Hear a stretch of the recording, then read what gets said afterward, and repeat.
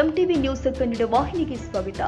ರಾಜ್ಯದಲ್ಲಿ ವಿದ್ಯುತ್, ಹಾಲು, ಸಾರಿಗೆ, ಮೆಟ್ರೋ ದರ ಏರಿಕೆಯಾಗಿದೆ. ಇದಕ್ಕೆಲ್ಲ ಗ್ಯಾರಂಟಿ ಯೋಜನೆಗಳೇ ಕಾರಣ ಎಂದು ಪ್ರತಿಪಕ್ಷಗಳು ಆರೋಪ ಮಾಡ್ತಾ ಇದೆ. ಈ ಬಗ್ಗೆ ಸುದ್ದಿಗೋಷ್ಠಿ ನಡೆಸಿದ ಬಿಜೆಪಿ ರಾಜ್ಯ ಕಚೇರಿಯಲ್ಲಿ ರಾಜ್ಯಾಧ್ಯಕ್ಷ ಬಿವೈ ವಿಜೇಂದ್ರ ಸರ್ಕಾರವನ್ನ ತರಾಟೆಗೆ ತೆಗೆದುಕೊಂಡಿದ್ದಾರೆ. ಸಿದ್ದರಾಮಯ್ಯ ಅನುಭವಿ ಮುಖ್ಯಮಂತ್ರಿ. ಅವರು ಮುಂದಿನ ತಿಂಗಳು 16ನೇ ಬಜೆಟ್ ಮಂಡಿಸಲಿದ್ದಾರೆ. ಆದರೆ ರಾಜ್ಯದ ಹಣಕಾಸಿನ ಪರಿಸ್ಥಿತಿ ಹೇಗಿದೆ ಎಂದು ಜನರಿಗೆ ತಿಳಿಸಬೇಕಾಗಿದೆ. ಕಾಂಗ್ರೆಸ್ ಚುನಾವಣೆಯಲ್ಲಿ ಕೊಟ್ಟ ಭರವಸೆಗಳಿಂದ ಜನ ಸಂತೋಷವಾಗಿಲ್ಲ. ಯಾಕಂದ್ರೆ ಗ್ಯಾರಂಟಿಗಳ ಬಗ್ಗೆ ಮಾತನಾಡುತ್ತಾ ಬೆಲೆ ಏರಿಕೆ ಮಾಡ್ತಾ ಇದ್ದಾರೆ. ಎಲ್ಲದರ ಬೆಲೆ ಹೆಚ್ಚಾಗ್ತಾ ಇದೆ. ಇದರಿಂದ ಜನಸಾಮಾನ್ಯರಿಗೆ ಸಂಕಷ್ಟ ಎದುರಾಗಿದೆ ಅಂತ ಕಿಡಿಕಾರಿದ್ರು. ನಾನು ಕಾಂಗ್ರೆಸ್ ಪಕ್ಷದ ನಿಷ್ಠಾವಂತ ಕಾರ್ಯಕರ್ತ. ಹೈಕಮಾಂಡ್ ಏನು ನಿರ್ಧಾರ ಮಾಡ್ತದೆ ನಿರ್ಧಾರಕ್ಕೆ ನಾನು ಬದ್ಧನಾಗಿರ್ತೇನೆ ಅಂತೇಳಿ ಸಿದ್ದರಾಮಯ್ಯನವರು ಒಂದ್ ಕಡೆ ಹೇಳ್ತಾ ಇದ್ದಾರೆ. ಯಾಕೆ ಅಂತ ಹೇಳಿದ್ರೆ ಮುಖ್ಯಮಂತ್ರಿ ಕುರ್ಚಿಗೆ ಪೈಪೋಟಿ ಬಹಳ ಹಿಂದನೇ ಪ್ರಾರಂಭ ಆಗಿತ್ತು. ಅದು ನಮ್ಮ ಗಲಾಟೆ ಮಧ್ಯೆ ಆ ಪೈಪೋಟಿ ಕಾಣ್ತಾ ಇರಲಿಲ್ಲ.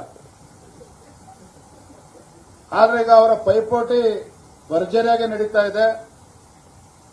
ಯಾರ್ಯಾರು ಮುಖ್ಯಮಂತ್ರಿಗಳು ಸಿದ್ದರಾಮಯ್ಯನವರು ಪೂರ್ಣಾವಧಿಯ ಮುಖ್ಯಮಂತ್ರಿಗಳಾಗಿರ್ತಾರೆ, ಈ ಅವಧಿಯನ್ನ ಪೂರ್ಣವಾಗಿ ಮುಗಿಸ್ತಾರೆ ಅಂತ ಹೇಳಿ ಮುಖ್ಯಮಂತ್ರಿಗಳ ಪರವಾಗಿ ಯಾರ್ಯಾರು ಬ್ಯಾಟಿಂಗ್ ಆಡ್ತಾ ಇದ್ದಾರೆ ಅವರೆಲ್ಲರೂ ಕೂಡ ಮುಖ್ಯಮಂತ್ರಿಗಳ ಪರವಾಗಿ ಸಿದ್ದರಾಮಯ್ಯನವರ ಪರವಾಗಿ ಗಟ್ಟಿಯಾಗಿ ನಿಂತಿದ್ದಾರೆ ಅನ್ನುವ ಭ್ರಮೆಯಿಂದ ಹೊರಗೆ ಬಂದು ಯಾರ್ಯಾರು ಸಿದ್ದರಾಮಯ್ಯನವರು 5 ವರ್ಷ ಮುಗಿಸ್ತಾರೆ ಅಂತ ಹೇಳ್ತಾ ಇದ್ದಾರೆ, ಟೆನ್ಯೂರ್ ಅನ್ನ, ಬೇರೆ ಅಲ್ಲ.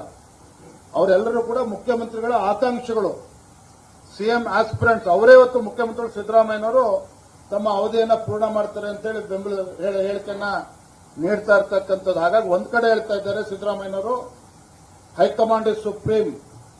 ಕಾಂಗ್ರೆಸ್ ಹೈಕಮಾಂಡ್ ಏನ್ ಹೇಳ್ತದೆ ಅದಕ್ಕೆ ನಾನು ಬದ್ಧನಾಗಿರ್ತೇನೆ ಅಂತೇಳಿ ಸಿದ್ದರಾಮಯ್ಯನವರು ಹೇಳ್ತಾರೆ.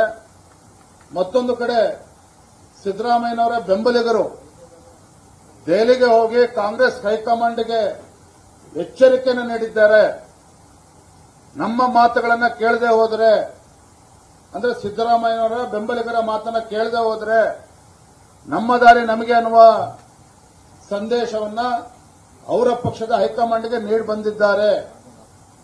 ಹಾಗಾಗಿ ಸಿದ್ದರಾಮಯ್ಯನವರು ಹೈಕಮಾಂಡ್ ನಿರ್ಧಾರವೇ ಅಂತಿಮ ಅಂತೇಳಿ ಒಂದ್ ಕಡೆ ಹೇಳ್ತಾ ಇದ್ರೆ, ಸಿದ್ದರಾಮಯ್ಯನವರ ಬೆಂಬಲಿಗರು ಅವರ ನಿರ್ಧಾರವೇ ಅಂತಿಮ ಅಂತೇಳಿ ಹೈಕಮಾಂಡ್ಗಾಗಲೇ ತಮ್ಮ ನಿರ್ಧಾರವನ್ನು ಸೂಚಿಸಿ ಬಂದಿದ್ದಾರೆ.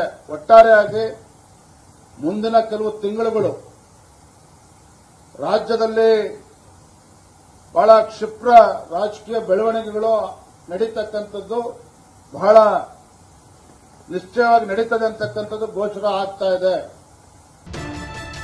ತಾಜಾ ಸುದ್ದಿಗಾಗಿ ಎಂಟಿವಿ ನ್ಯೂಸ್ 24x7ಗೆ ಸಬ್ಸ್ಕ್ರೈಬ್ ಮಾಡಿ ಮತ್ತು ಬೆಲ್ ಐಕಾನ್ ಅನ್ನು ಒತ್ತಿ. ತಪ್ಪದೇ ಲಿಂಕ್ ಶೇರ್ ಮಾಡಿ.